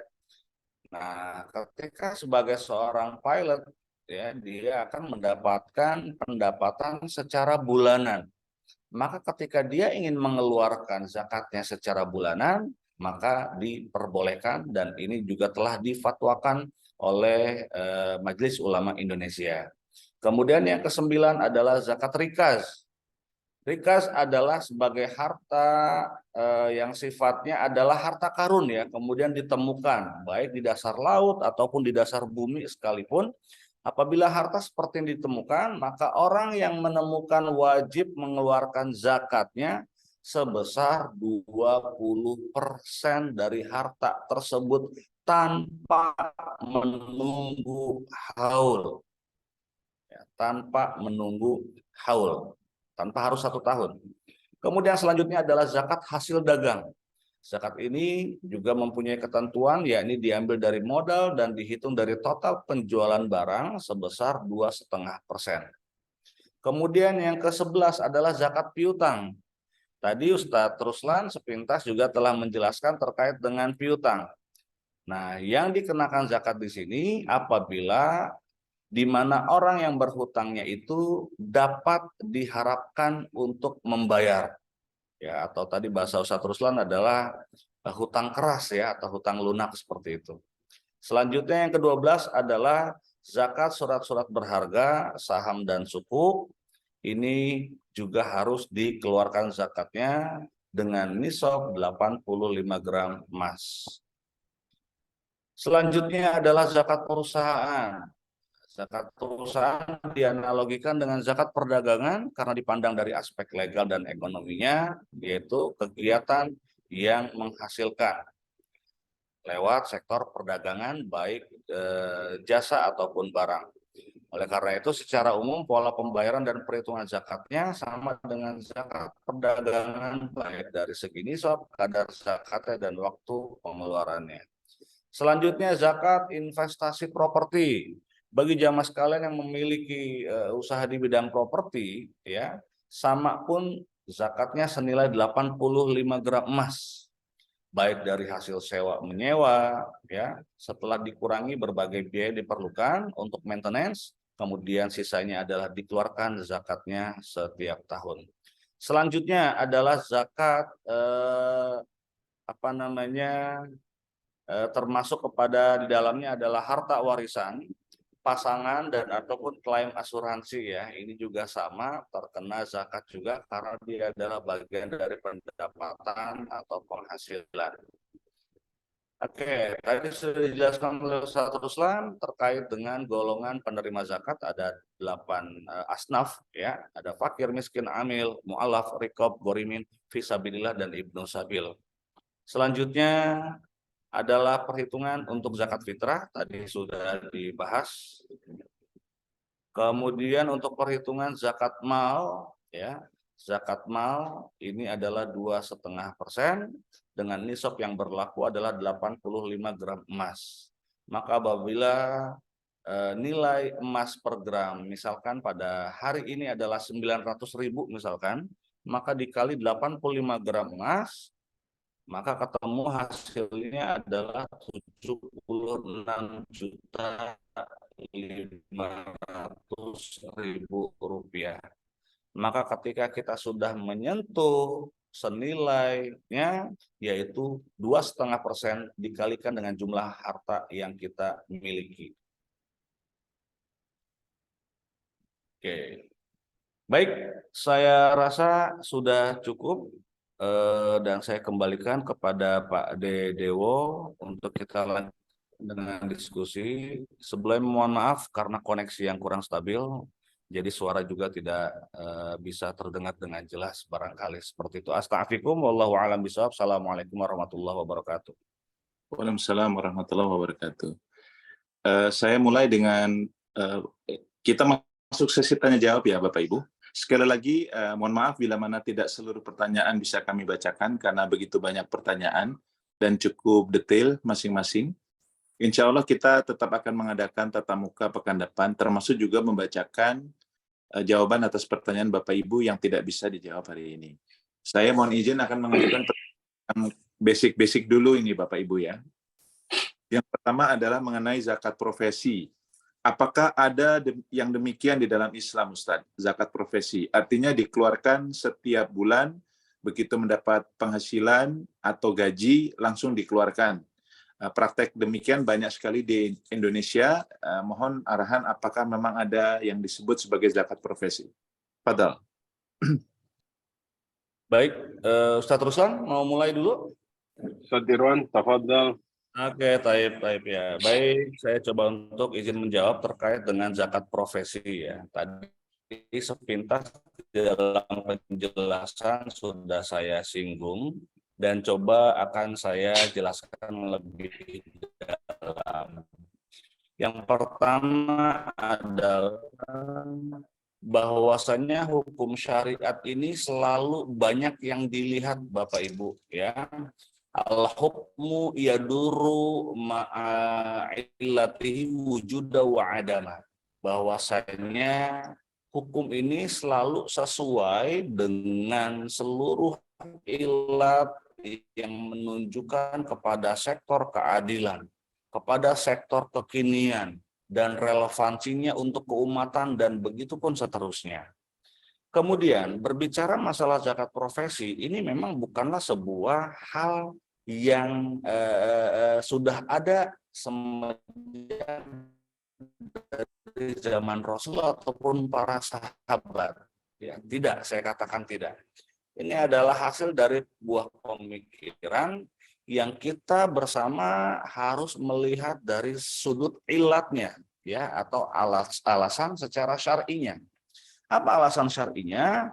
Pertama adalah ketika tadi saya jelaskan untuk sektor pertanian, ya, zakat sektor pertanian ini kan terkena zakatnya 10%. Kalau sistem airnya atau irigasinya menggunakan aliran sungai ataupun juga menggunakan sistem tada hujan, 10%.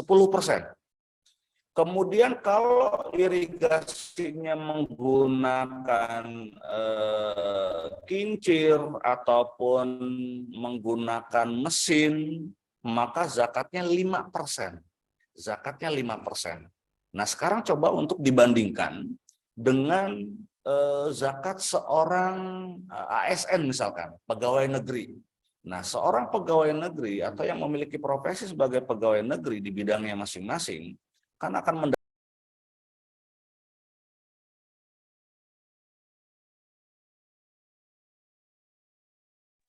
Terputus, Ustadz. Iya, Pak De, nampak saya keluar lagi tadi. Saya izin melanjutkan sedikit lagi. Ya, jadi ada perbandingan antara zakat mal yang dihasilkan oleh seorang ASN atau pegawai negeri dengan seorang petani. Seorang petani dari kadar zakatnya ini 10% dan 5%, sedangkan ASN cuma 2,5%. Kemudian yang kedua, secara pendapatan ya, kalau si ASN pegawai negeri ini mendapatkan pemasukan setiap bulan, tapi seorang petani dia enggak setiap bulan mendapatkan pemasukan. Kayak contoh petani beras, ya, dalam bercocok tanam beras biasanya kan 4 bulan durasi baru panen. Maka dari bulan 1, 2, 3 ini yang keluar modal terus tanpa ada pendapatan. Maka salah satunya berdasarkan hal inilah menjadi pertimbangan sehingga adanya zakat profesi atau zakat penghasilan. Pun yang kedua adalah memudahkan umat, ya, dalam melakukan pembayaran zakat yang memang merupakan hal yang wajib di dalam agama kita. Allahu a'lam bishawab. Silakan Ustaz teruslah untuk menambah. Fadal Ustaz. Saya kira cukup. Kita bisa beralih ke pertanyaan selanjutnya. Mungkin Pak D. Baik, berikutnya mengenai ini sangat basic, jadi saya sengaja baca yang sangat basic dulu ya Bapak Ibu. Apakah bila mana sudah membayar zakat pada tahun ini, kemudian harta saya tidak berkurang, masih masuk nisab, dalam batas nisab, apakah saya harus membayar kembali pada tahun depannya? Jadi demikian setiap tahunkah? Mohon penjelasan. Baik, terima kasih Pak Dewo, Bapak Ibu atas pertanyaannya. Apabila tahun ini sudah bayar zakat dan tahun depan hartanya masih di atas nisab, apakah tahun depan harus bayar? Setiap harta yang di atas nisab maka wajib dibayarkan zakatnya. Ya. Nah, orang yang kemudian hartanya sudah mencapai nisab, maka dia wajib membayar hartanya. Itu ukurannya. Selama hartanya itu ada di atas nisab, maka dia harus mengeluarkan zakatnya setiap tahun. Ya.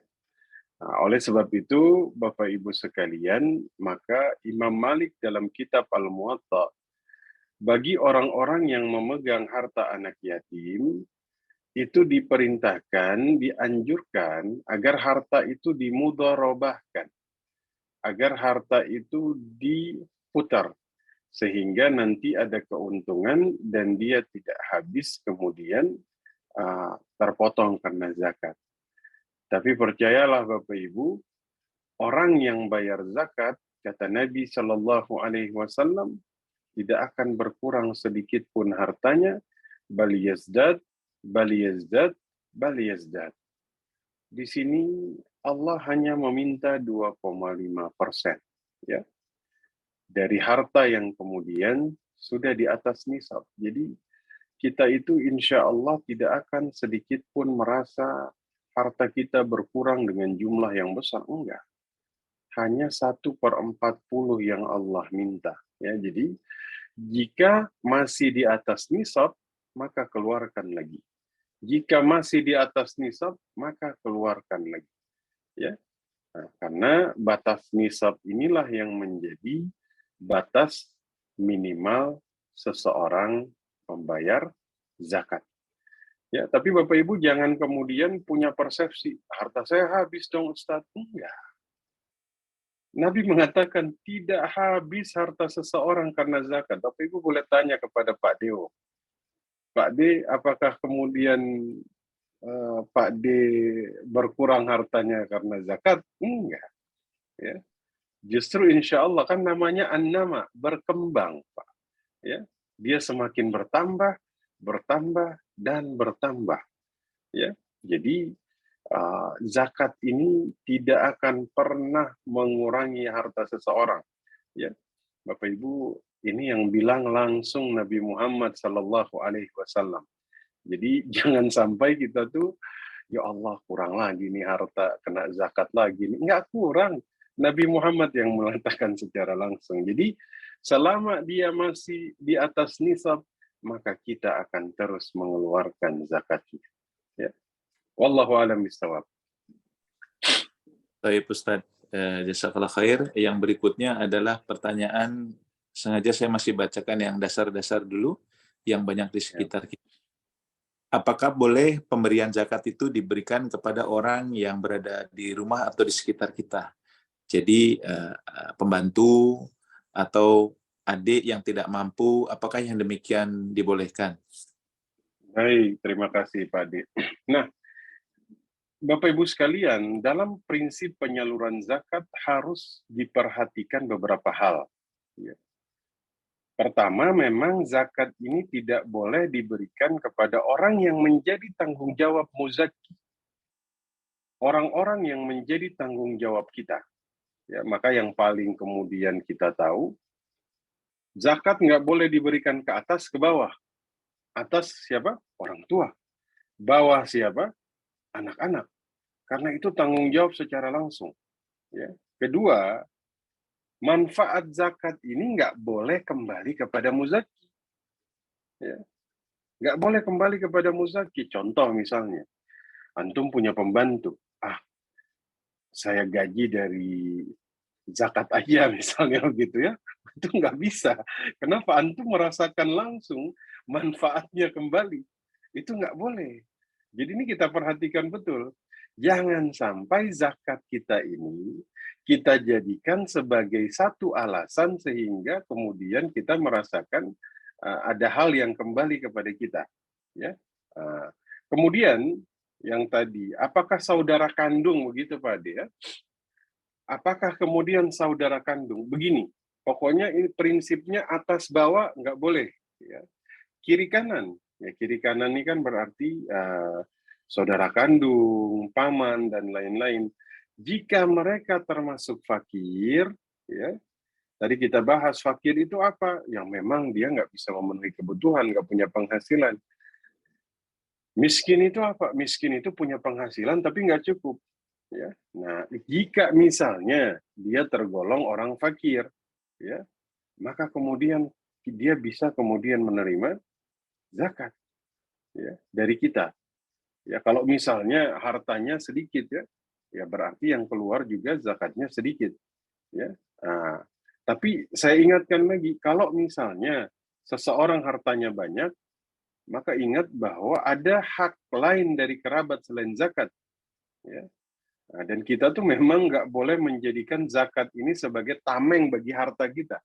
Ya. Jadi kayak misalnya begini, kan sudah saya kasih zakat, begitu kan? Jadi yang seharusnya dia apa namanya dia menjadi tanggungan dia, zakat dia jadikan alasan sebagai tameng, ya, untuk tidak lagi memberikan harta selain zakat kepada mereka. Seakan-akan dia sudah berlepas diri dari hak-hak yang harus dia tunaikan. Ya. Artinya antum enggak kan sudah saya kasih zakat kemarin.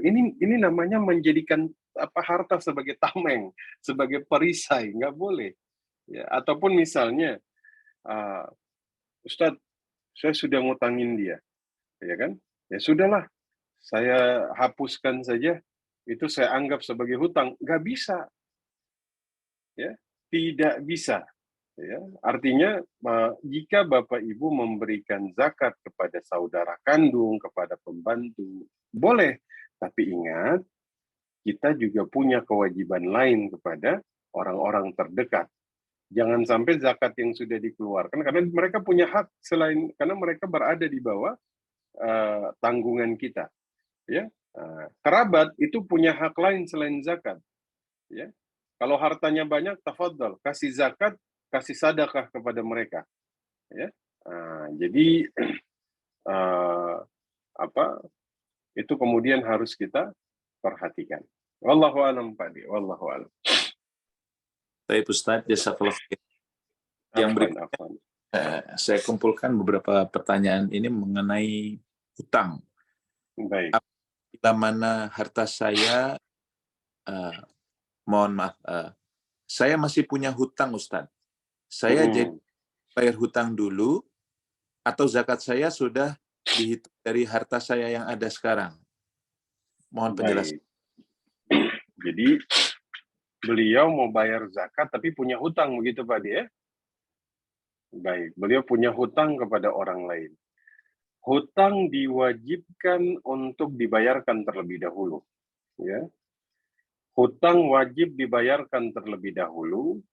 Kemudian sisa dari harta kita tersebut kita lihat. Ya, misalnya ada orang punya hutang 20 juta misalnya, ya. Nah, sementara di tangan dia ada harta 85 juta, ya. Secara hitung-hitungan 85 juta ini apa sudah masuk nisab, ya. Nah, maka kemudian yang didahulukan, nah di sini ada dua pandangan. Yang satu itu jatuh temponya kira-kira sudah dekat atau belum. Oke, kalau jatuh temponya masih lama, maka dianjurkan dari 85 juta, antum keluarin zakat 2,5%, ya, baru kemudian sisanya antum bayar zakat. Ya. Tapi kalau misalnya sudah jatuh tempo, antum harus dahulukan bayar hutang. Ya, sehingga misalnya sudah dibayarkan hutangnya 20 juta, otomatis uangnya tinggal 65 juta, sudah di bawah nisab, tidak bisa lagi kemudian dikeluarkan zakat. Ya. Nah, maka ada ulama yang berpandangan, kalau jangka waktunya masih panjang, jatuh temponya, tafadhal silahkan antum bayar zakat dulu. Ya. Nah, setelah bayar zakat dari 85 juta 2,5%, habis itu antum bayar hutang. Jadi dua-duanya, hutang dibayarkan, zakat ditunaikan. Tapi kalau sudah jatuh tempo, apalagi sudah lewat waktu, ya kan? Sudah lewat waktu antum nggak bayar-bayar hutangnya. Tiba-tiba yang berhutang mendengar, Allah, zakat dia keluarin, utang kagak dibayarin. Gimana nggak marah-marah dia? Nah, seperti itu. Wallahu alam, Pak Adi. Baik Ustaz. Sekarang mengenai kondisi muzaki, penerima zakat ini memang fakir dan miskin, tapi karena malas bekerja, Ustaz. Apakah memang harus diberikan zakat? Baik. Jadi ini problematika yang memang, jadi istilah fakir dan miskin. Fakir itu, Pak, dulu Bapak Ibu, fakir ini, harta ini kan definisinya tuh qiyam, ya, qiyamah, ya, atau kita katakan dia sebagai tiang, ya, tiang atau tongkat yang bisa membantu seseorang berdiri dengan tegak, ya. Jadi orang yang dikatakan fakir dikatakan orang yang patah tulang belakangnya sehingga dia tidak bisa bekerja. Ya, maka kita sering menyaksikan, oh ini fakir Ustaz, kenapa? Memang sudah tua nggak bisa kerja.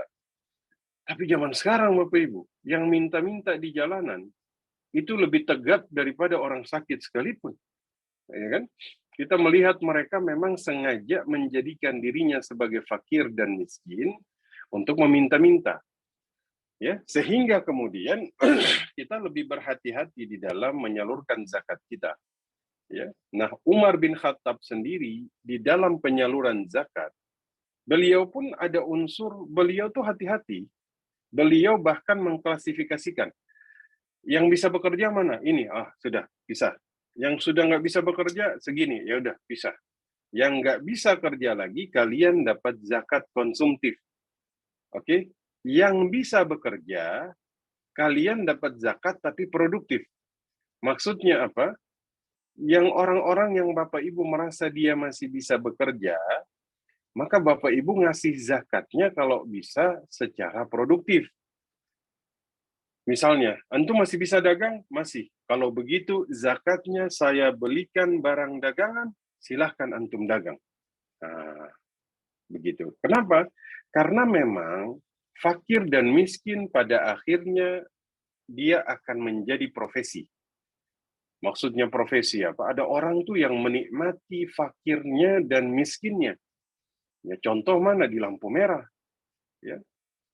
Di lampu merah itu Bapak Ibu ada orang yang pura-pura fakir dan miskin minta-minta. Padahal apa? Handphonenya layar sentuh. Ya kan? Bahkan mungkin ini kita lihat.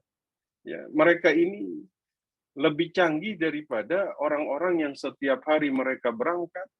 Ya, itu ada di pinggir jalan itu orang-orang yang bawa cangkul, mereka bawa bawa pemecah batu, itu duduk menanti truk yang lewat untuk memecah batu.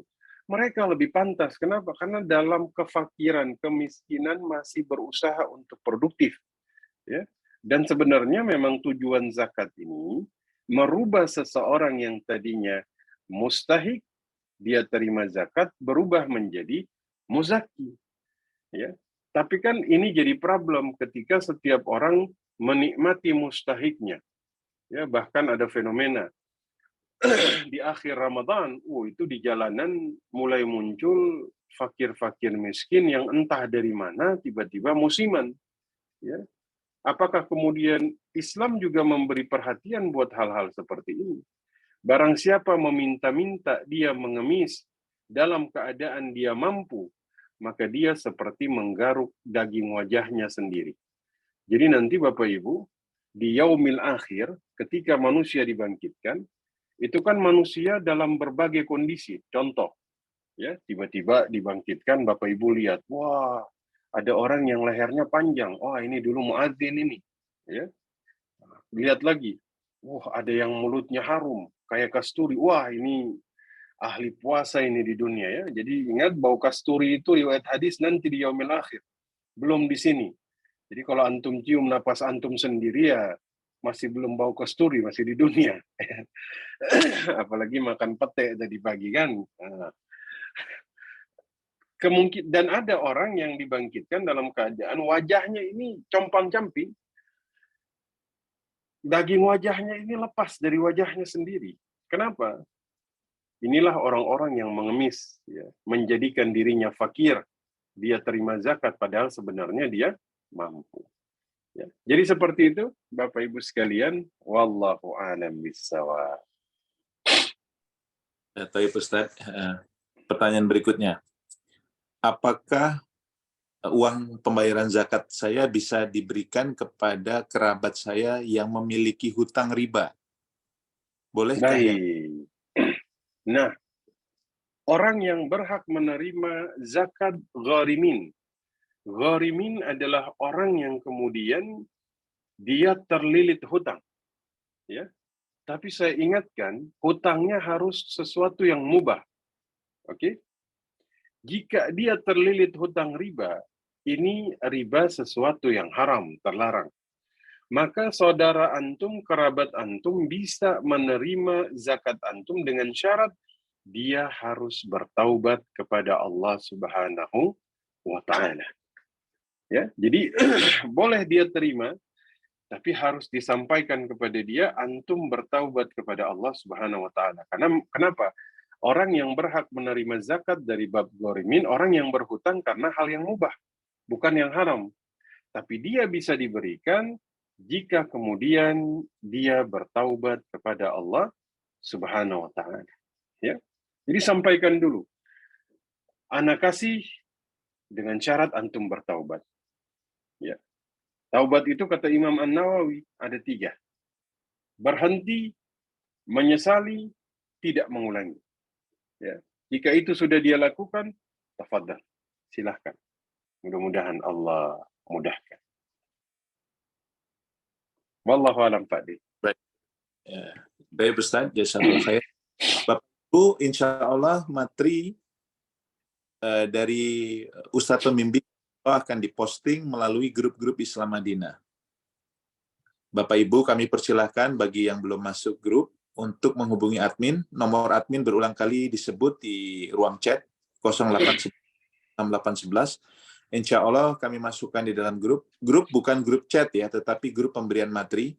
Jadi memang yang bisa posting hanya admin dan seluruhnya hanya materi-materi kajian. Baik, kita lanjutkan beberapa pertanyaan lagi karena waktu menjelang azan ini Ustaz. Yang berikutnya adalah pertanyaan zakat-zakat yang terdahulu yang belum dibayarkan. Apakah harus dilunasi atau cukup dengan sholat taubat saja Ustaz? Fadhal. Baik. Jadi memang begini Bapak Ibu. Zakat yang terhutang beberapa tahun lalu, apakah bisa dilunasi dengan sholat taubat? Ya, begini. Zakat itu adalah kewajiban yang terkait kepada 2 hal. Oke? 1 kewajiban kepada Allah, 1 kewajiban kepada fakir miskin.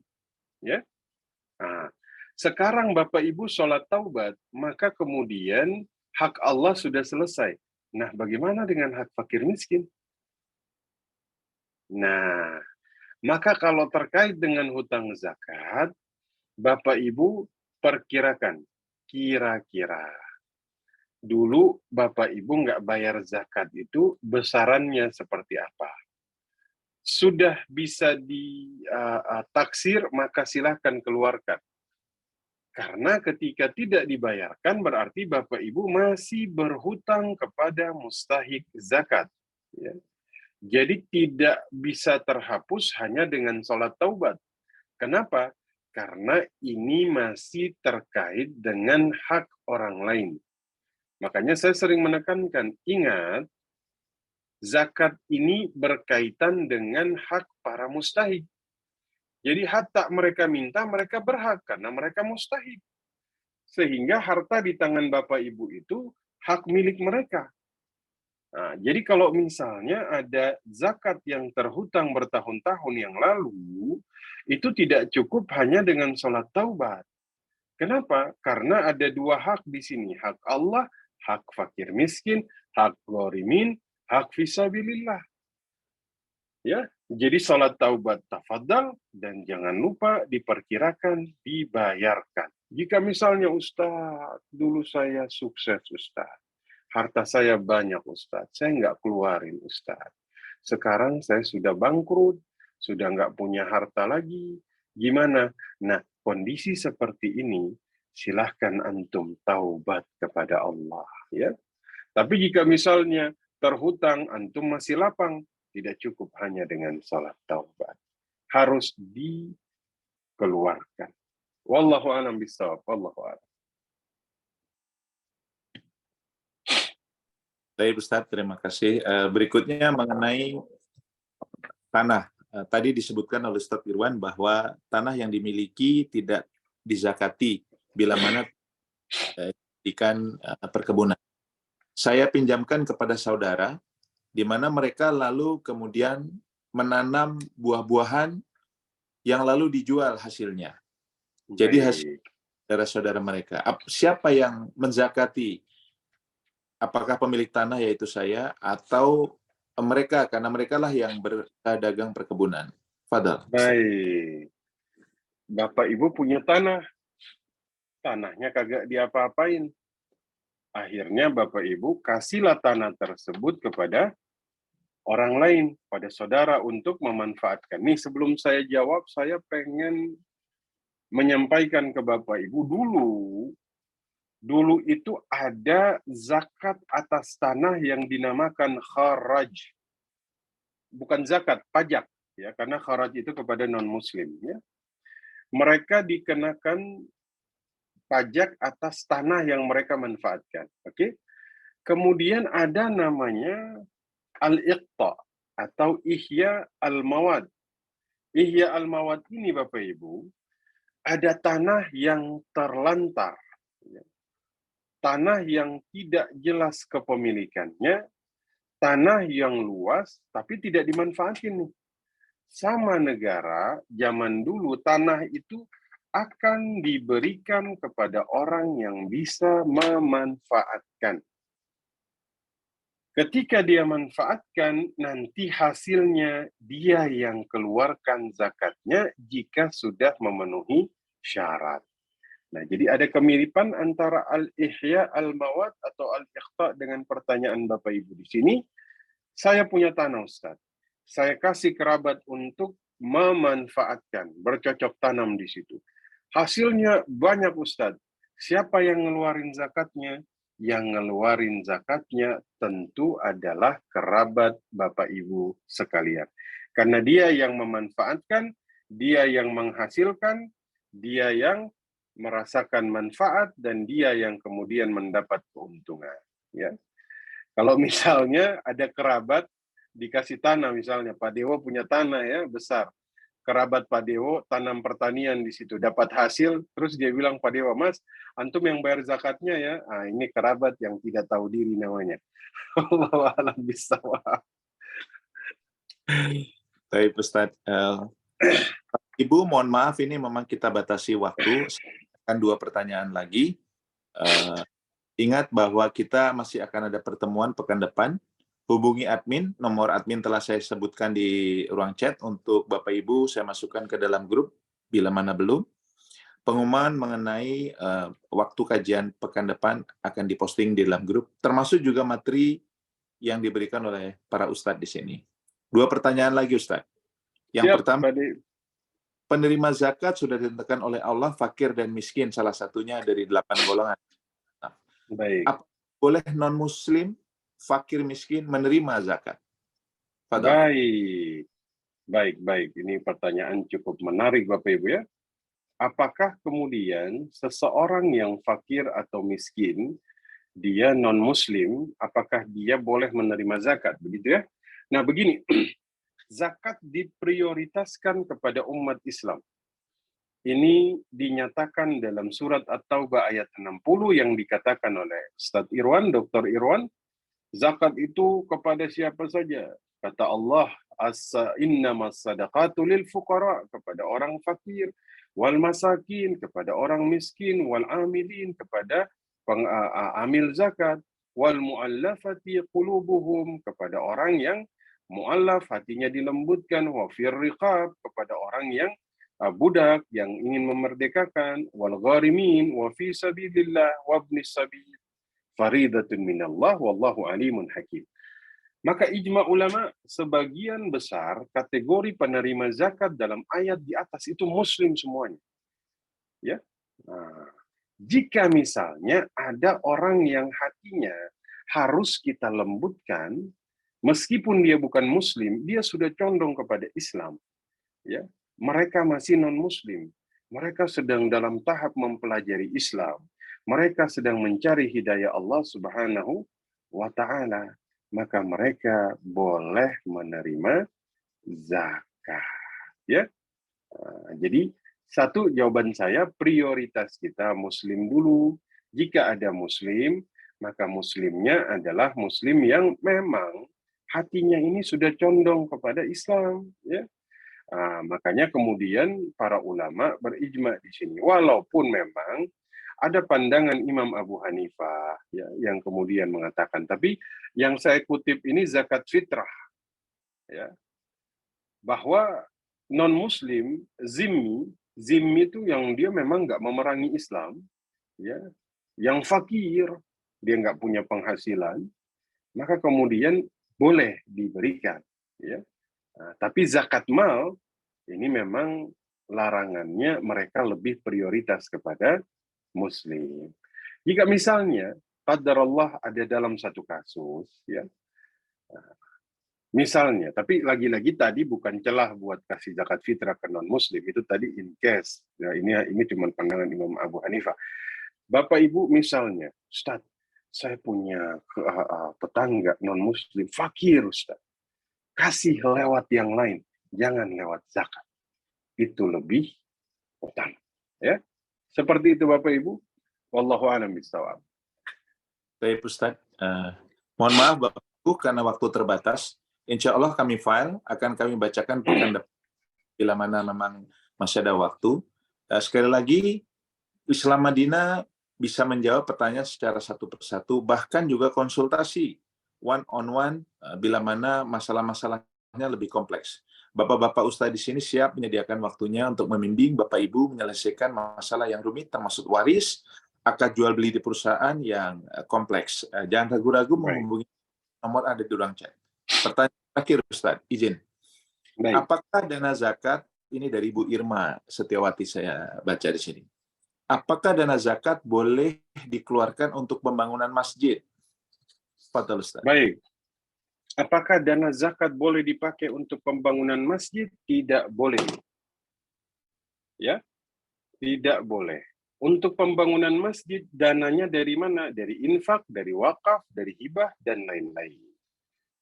Tapi in case dalam satu daerah tidak ada masjid sama sekali, ya, tidak ada penerimaan sama sekali, jadi orang daerah situ memang hanya ngeluarin zakat, kagak infak, kagak yang lain, dan untuk membangun masjid tidak ada dana selain zakat, maka tafadhal itu jadi pilihan satu-satunya, silahkan.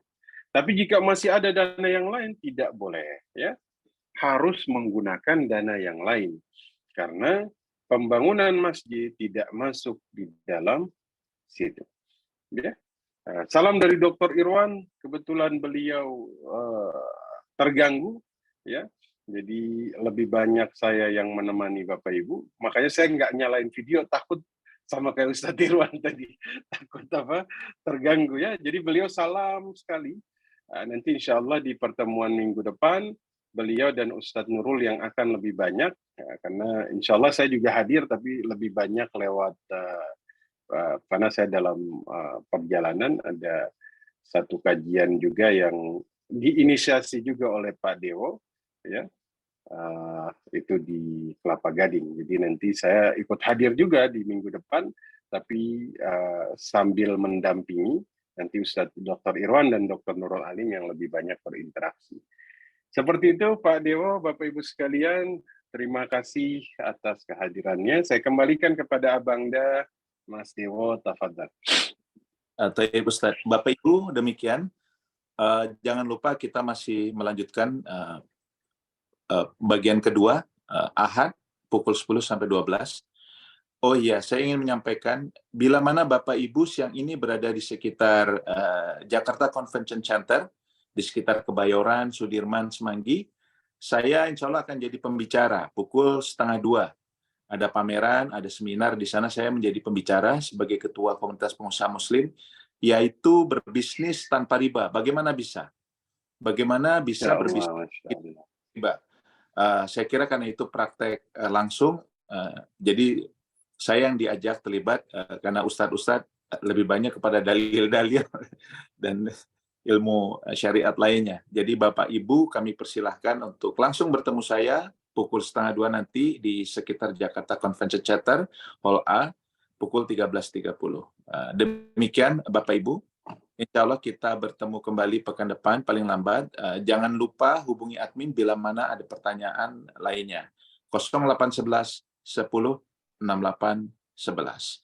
Sama-sama kita ucapkan doa kafaratul majelis sebagai penutup. Subhanaka Allahumma bihamdika asyhadu an la ilaha illa anta astaghfiruka wa atubu ilaik.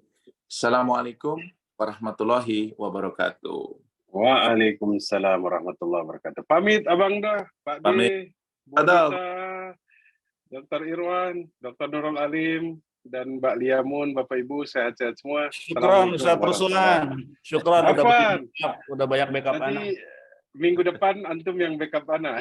Karena ada kajian yang diinisiasi juga oleh Pak Dewo dengan mu'allaf, ya, jamnya sama, jadi nanti sambil backup lah. Kita saling mengisi. Insyaallah. Khairan insyaallah. Ya, terima kasih Abang Pak Dewo. Sampai ketemu pekan depan. Assalamualaikum. Ya, waalaikumsalam warahmatullahi wabarakatuh.